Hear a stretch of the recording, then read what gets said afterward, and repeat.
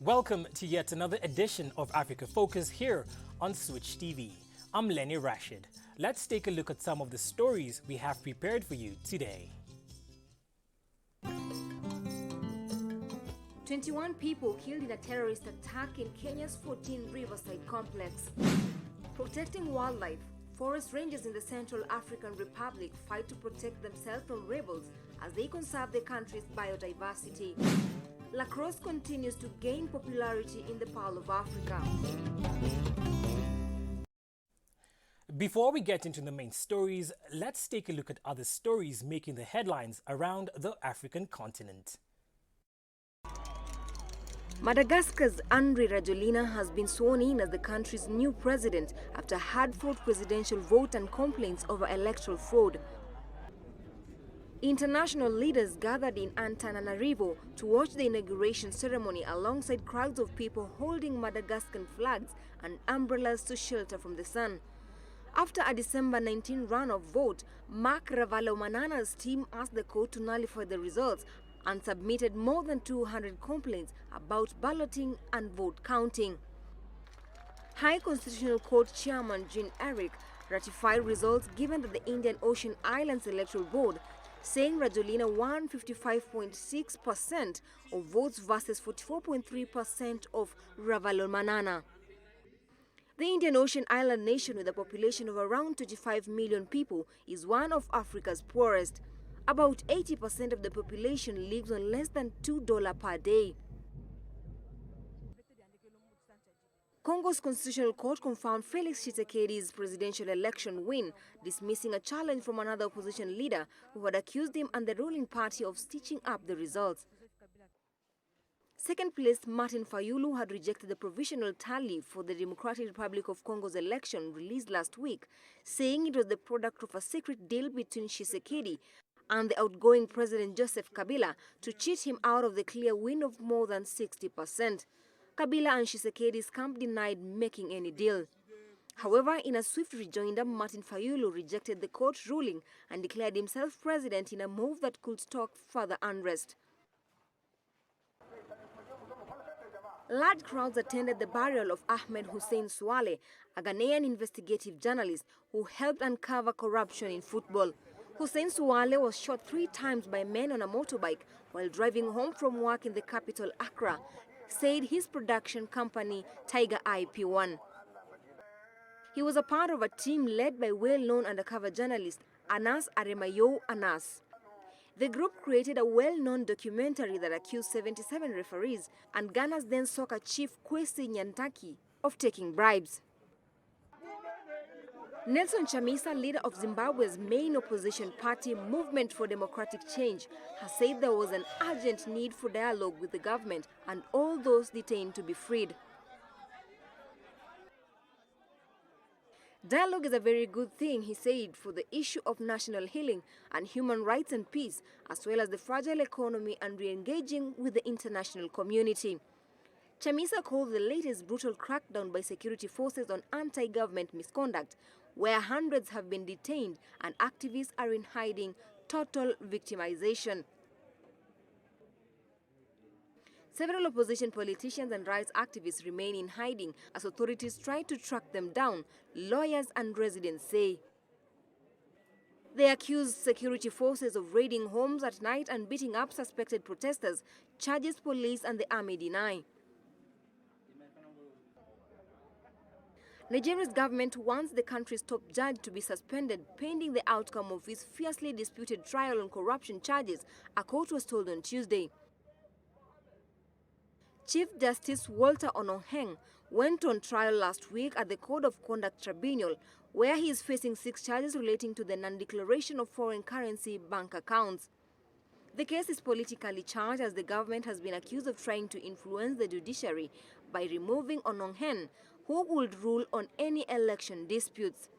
Africa's most populous nation goes to the polls to elect a new president and parliament on February 16th. Concerns have already been expressed about attempts to rig the results. A terrorist attack in Kenya's capital, Nairobi, has left 21 people dead and countless others injured.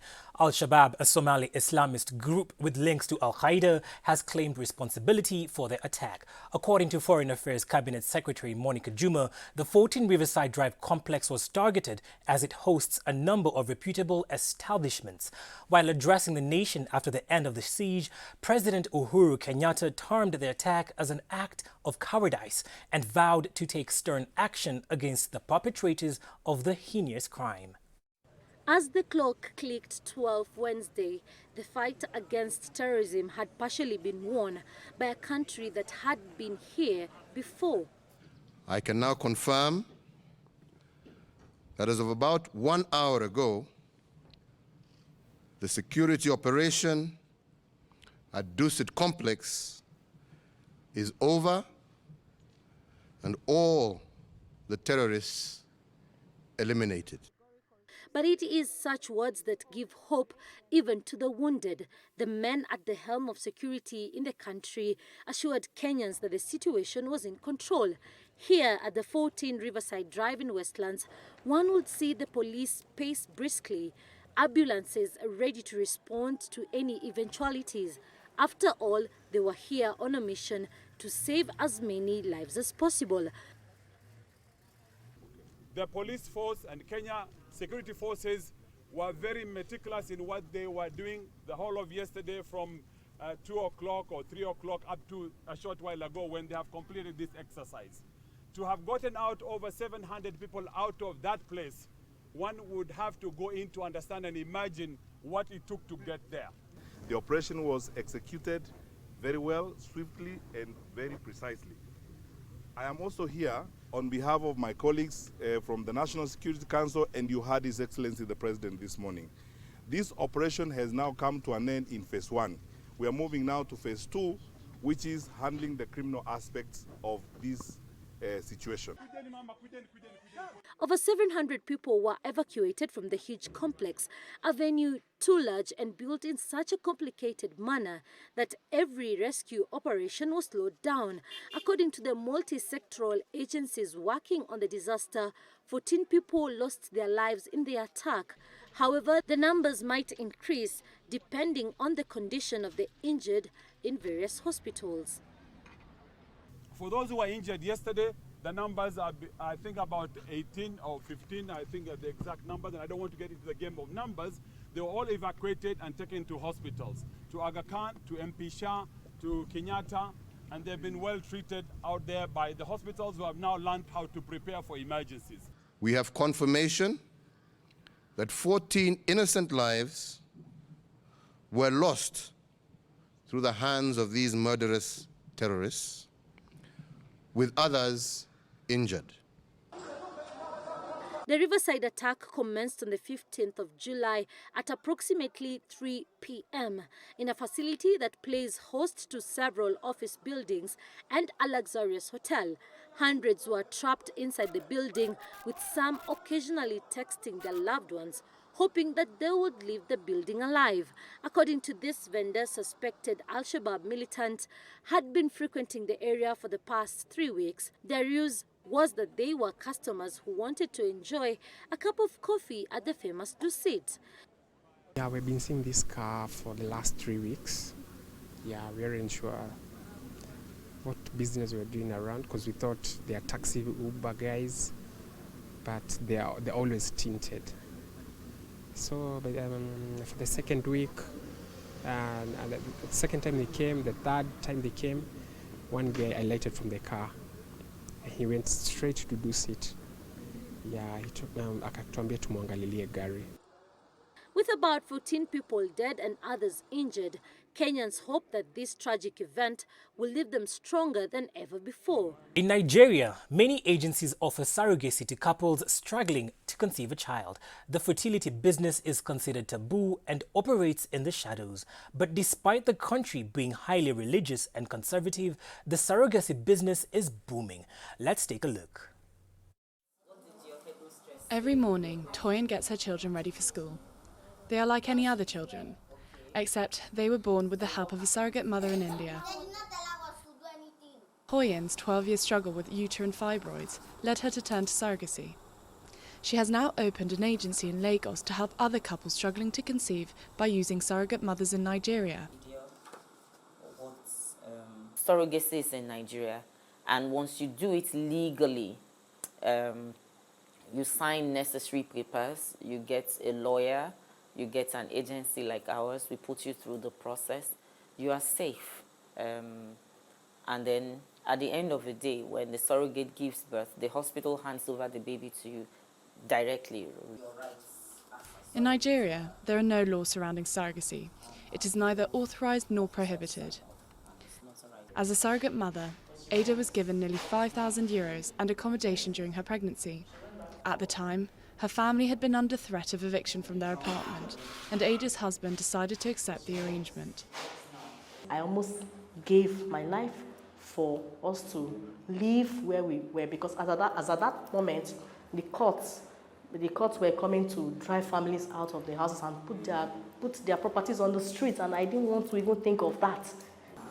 A deeply spiritual and conservative country, surrogacy is frowned upon by Nigeria's evangelical Christians and imams.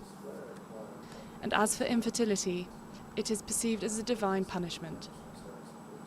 The numbers in the last 2 years have really gone up. And we have not only people who are resident in Nigeria, we have a lot of requests from Europe, people, Nigerians particularly living in Europe, Nigerians living in the United States. Despite the fertility business booming, it remains taboo. But not every family has the means to access surrogacy or IVF. Instead, they have fewer options, with many turning to adoption or to baby factories, where illegal maternity wards put unwanted children up for adoption. Abu is an Ivorian refugee in Spain, one of at least 53,000 migrants who have risked their lives this year making the perilous passage across the Mediterranean. No matter how rough the seas, rescued by Spanish lifeguards, he now wants to get a job and 6 residency papers. An 18-year-old from Ivory Coast is one of nearly 53,000 migrants to have arrived in southern Spain this year, more than triple the number last year. He got to Almeria on October 19th and is now in Madrid. His journey to Europe took 2 years, travelling across northern Africa and finishing with a gruelling boat trip across the Mediterranean. The women were crying, even the men were crying. I wasn't crying, but my heart wasn't at ease. I thought my life was over. Really, I thought it was over. Abu was rescued by lifeguards and now wants to get a job and Spanish residency papers. But many don't get this far. On Barbate Beach, this improvised altar remembers 23 young Moroccans who died trying to reach Spain in November. They're just a few in a long list of close to 700 victims this year. That's 3 times the number last year, and it's on the rise. When we had recovered almost all the bodies from this boat in which they were traveling, we got the news that a new body of a woman had appeared. A woman from sub-Saharan Africa. The shortest crossing from Africa to Spain is only 14 kilometres, and it's become the most popular route to Europe. Though relatively short, it's an abyss for the rickety boats that mafias sell to migrants. And authorities fear that seasonal bad weather will not deter many from making this perilous journey. In weather conditions that aren't great, in a changeable sea where there are strong currents, where fog can fall. Frankly, it's a very dangerous trip. Some of those who didn't make it are buried in this cemetery in Tarifa, most of them unidentified. The oldest grave contains the remains of 9 migrants who died in the Mediterranean in 1988. The forest ranges of Central Africa's Bamingui-Bangoran Park cannot just focus on saving the region's dwindling wildlife. They have themselves to protect as well. Often armed with little more than Kalashnikov assault rifles, these men have to contend with rebel groups who can be far better equipped than they are. In rebel territory in the north of Central African Republic, these men are preparing for battle. They're not militiamen, but forest rangers financed by the European Union. Their mission? To find a lost baby giraffe threatened by poachers. She had parents, but her parents were all killed by poachers. And it's not strangers who do this, it's the local poachers. To find the baby giraffe's tracks, Simplice and his men must drive cars, motorcycles, swim across rivers, and construct makeshift rafts far from human civilization. The wildlife here has been decimated by years of poaching. In 40 years, we've gone from about 2,000 or 3,000 giraffes to maybe less than 10 today. Their missions are dangerous. This small brigade of 46 men often comes face to face with poachers who do not hesitate to shoot at them. This was a bullet that hit me during a confrontation with the Sudanese. It struck me from behind. Poachers, locals or Sudanese, come to the park to hunt for food. To fight them off, the rangers are trained in tactical movement and sharpshooting, but it's a difficult task.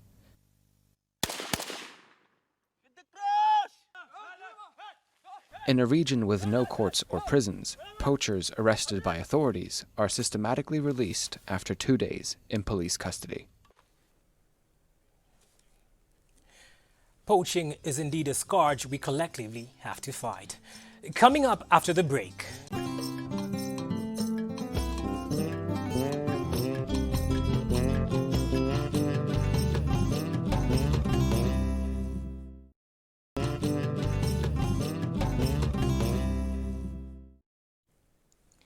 Welcome back to Africa Focus here on Switch TV. In an effort to boost Ghana's economy, the government is aiming at reversing outward migration in 2019 by encouraging its country's citizens in the diaspora to return home, despite the economic problems the West African country is still facing. In 2009, Dedu Azu returned to Ghana after 11 years in Canada. She's since opened this cold tea bar in Accra, but admits that adapting back to Ghanaian life has not been easy. Last September, Ghana's President Nana Akufo-Addo called 2019 the year of return. Appealing to the Ghanaian diaspora to come back home, he promised new laws to make the settlement process easier. It's a good idea for everybody to come back home if you're from Ghana or your roots are in Ghana, but I don't know if it's right to stay in Ghana at the moment. I don't feel personally that Ghana is that stable financially. It's not only Ghanaians, but the wider African diaspora, mainly African Americans, who are being encouraged to move to the home of their ancestors. For 3 centuries, West Africa's Gold Coast was a key point of departure for slaves bound for America. US-born Cicely Williams moved to Ghana in 2017 with her family, after visiting the country as a tourist. There's a lot of misconceptions in regard to how, it is living in Africa as a whole, and then specifically in Ghana. So I think it's very important that people begin to visit so they can stop, a lot of the misconceptions, really have their own idea of what it's really like. It's hoped that 2019's Year of Return will raise awareness of Ghana around the world and help boost tourism, a sector with lots of potential which has yet to be fully exploited. Fasodon is a TV dance program that seeks to promote traditional Malian dance forms, which are often forgotten amid the popularity of modern hip-hop styles. 8 young dancers from all over the country head to the capital of Bamako to take part in the 6-week-long competition. In the Malian capital of Bamako, 8 young dancers from all over the country have been taking part in Fasodon, a 6-week-long dance-based reality program conceived by choreographer and dancer Sekou Keita. Our dances are so varied. We have a number of ethnic groups. We're very lucky to have that cultural richness. But unfortunately, all of our dancers have one thing in common. If you tell them to perform a dance from the Ivory Coast, which I have nothing against, they know how to do it. If they go to Dakar, they know how to dance the sabar, but they don't know the traditional dances from their own country. So each contestant has to learn a traditional dance from a region of Mali other than their own. Mohamed Kassagay, a contestant from the town of Mopti, used his last performance to show off a style that mixes tradition with more contemporary moves. After reaching the final, his previously doubtful family started to fully support him. He is now more determined than ever to make a career out of dance. My family give me a lot of support. They are happy and now they see the great value of dance. They are proud of me. They call me every time to congratulate me. They are happy for me. They realize that dance is not a bad thing. When the grand finale came around, huge crowds showed up to support the contestants. I came to see the show because I'm a dancer as well. I've been doing it since 2006, mainly hip-hop. My younger sister is in the show as a contestant, so that motivated me to come. And it's the first time I've seen anything like it. Previously, people weren't interested in folk dance, tradition and costumes. The winner of the first series was Rokia Diallo, a contestant from the city of Sikasso. She won over the jury with her performance of the Takamba, a traditional dance from the north of Mali. It's hoped that this show will help to foster mutual respect in a country that all too often sees conflict between its varied communities. Painting and drawing in Kenya were introduced by European artists in the colonial era, the best known being Joy Adamson. Art can be used as a form of therapy and also for relaxing the mind for people in need. One of our producers spent some time at Karura Forest, where art lovers recently gathered to paint and express their feelings on canvas. Bruce Nee is busy. The 29-year-old Ghanaian is an aspiring painter. It is his first time to paint on canvas. Joining other burgeoning painters, he's keen to learn some painting skills. Number one, mostly fun, and just the inherent enjoyment of painting. And number two, also to learn a new hobby. Number three, to also have another creative outlet available to me. Yeah. In Kenya, artwork is still considered a nascent field, with a few people venturing into it full-time. Bruce, though, strongly believes that the industry deserves equal attention like any other business ventures. He is of the opinion that it could create more employment in Africa, especially for young people. I think there's lots of other fields that are emphasized way more than art. The classical sciences, the humanities, and other areas. I think art, to some extent, even requires a certain nuanced intelligence and nuanced skill set, which I think should be made available to a lot more people. Yeah.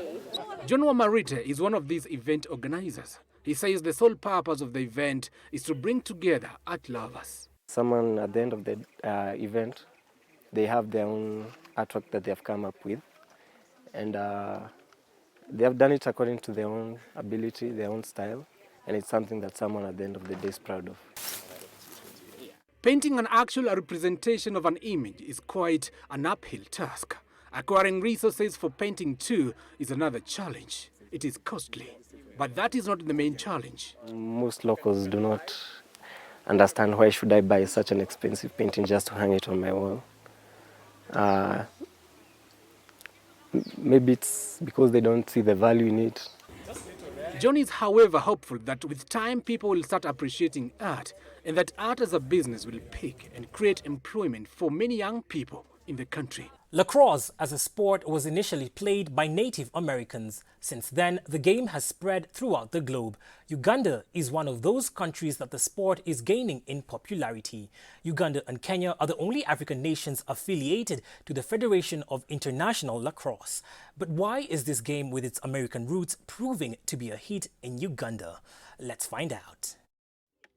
It's a sunny afternoon in Jinja, Uganda, and Andrew Mamawi is getting his players in gear. Mamawi played for the Uganda lacrosse team at the World Championships in 2014 and 2018. Uganda is the first African country to field a team at the sport's penultimate event. When Mamawi isn't with the national team, he's working with the under-19s or training young players here in Jinja, where he grew up. It showed me a lot of things that sports can do. Yeah, so after playing for a while in Kampala, I came back to the community that raised me. So what I didn't have, what I didn't get as a child, it's what I wanted to give back to the community.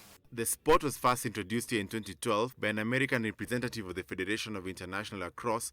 Originally a Native American game, lacrosse has grown in popularity around the world and also steadily in Uganda, which now has men's and women's national and under-19 teams. It's a very challenging sport It's fast and requires a lot of skill holding all that equipment.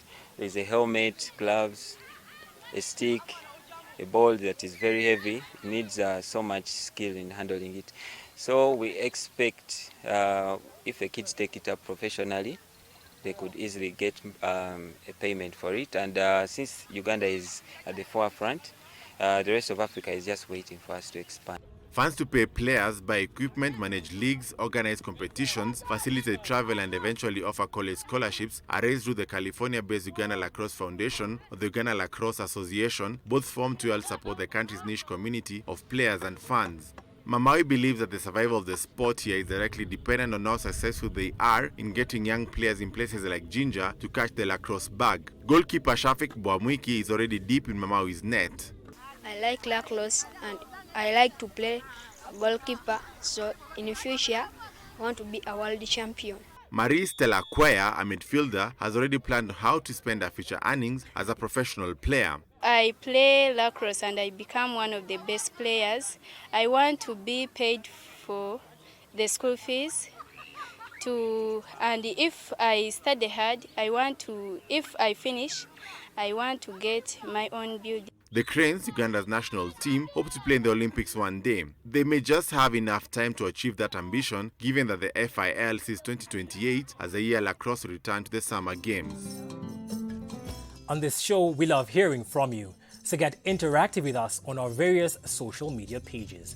From the entire team at Africa Focus, thank you. Enjoy the rest of your viewing.